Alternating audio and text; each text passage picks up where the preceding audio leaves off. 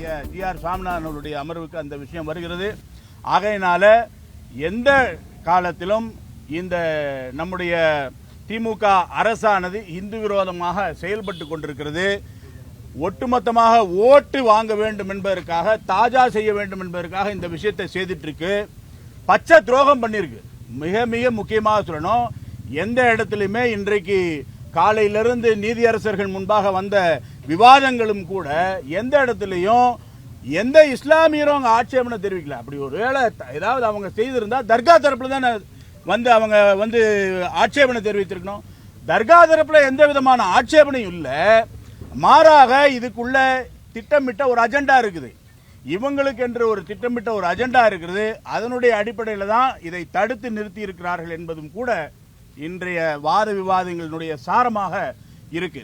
ஆகையினால நாம இங்க இந்த நேரத்தில் நீதி வென்றிருக்கிறது. சட்டத்தின் மூலமாக மீண்டும் இந்த தீர்ப்பு அந்த தீபத்துள்ள தீபம் ஏற்ற வேண்டும் என்ற நிலைப்பாடு தான் சரியானது.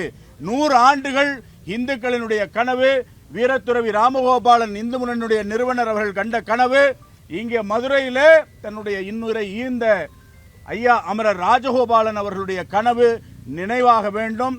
தீபத்துள்ள தீபம் ஏற்ற வேண்டும். அதற்கு முழுமையாக இனிமேலாவது இந்த திராவிட திமுக அரசு முயற்சி செய்ய வேண்டும். காரணம் என்ன சொல்லிட்டு சொன்னா, இந்த அரசு ஒரு சாராருக்கான அரசு கிடையாது, மதசார்பற்ற அரசு என்று சொல்லிக்கொண்டு தொடர்ச்சியாக இந்த மாதிரியான வேலைகளில் ஈடுபட்டு கொண்டிருக்கிறது.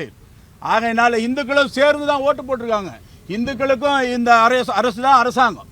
ஆனால் இவருடைய செயல் எப்படி இருக்குது? இந்துக்களுக்கு விரோதமாகவே இருக்கு. கடந்த 2-3 நாட்களில் வந்த வழக்குகளை பாருங்க. 144 போட்டிருக்காங்க. யாருக்கு எதிராக? இந்துக்களுக்கு எதிராக 144 இருக்கு. ஞாபகம் வைத்துக் கொள்ளணும். இந்துக்களுக்கு எதிராக திட்டமிட்ட 144. அப்படி என்ன சார் வன்மம் உங்களுக்கு? அவ்வளோ பெரிய வன்மம் என்ன உங்களுக்கு? சாமி கும்பிடுவதற்கு போறதுக்கு என்ன உங்களுக்கு கஷ்டம்? கோவிலுக்குள்ள நுழையக்கூடாது 144 போடுற அளவுக்கு உங்களுக்கு என்ன வன்மம் உங்களுக்கு? அப்ப நீங்களே திட்டமிட்டு தூண்டுகிறீர்கள். இவர் என்ன சொல்றாங்க, அங்க தீபம் ஏற்றப்பட்டா ஒரு தரப்பு மனம் வருத்தப்படுவாங்கன்னு. உண்மையிலேயே அந்த மாதிரி கிடையாது. இஸ்லாமியர்கள் யாரும் ஆட்சேபனை தெரிவிக்கல. இவங்க என்ன பண்றாங்க, இஸ்லாமியர்கள் இந்துக்களுக்கு விரோதி போல இது பண்ணி அவங்க கலவரம் பண்ணுவாங்க. இப்ப அவங்களையும் இழிவுபடுத்துறாங்க. நாம புரிந்து கொள்ள வேண்டிய விஷயம் அதுதான். திட்டமிட்டு கலவரத்தை உருவாக்க வேண்டும் என்ற நினைப்பு அரசாங்கத்திற்கு மறைமுகமாக இருக்கிறதோ, இது மூலமா ஏதாவது சாதிக்க நினைக்கிறதா என்று தெரியல. ஆகையினால கடந்த 100 ஆண்டுகளாக குறிப்பாக சட்ட ரீதியாகவும் உணர்வு பூர்வமாகவும் அங்க தீபம் ஏற்ற வேண்டும் என்பதற்கான அந்த முயற்சியானது மிகப்பெரிய வெற்றியை கண்டிருக்கிறது. பிளே ஸ்டோர் மற்றும் ஆப் ஸ்டோரில் இருந்து பாலிமர் செயலியை QR கோடு மூலம் பதிவிறக்கம் செய்யுங்கள். செய்திகளை உடனுக்குடன் பெறுங்கள்.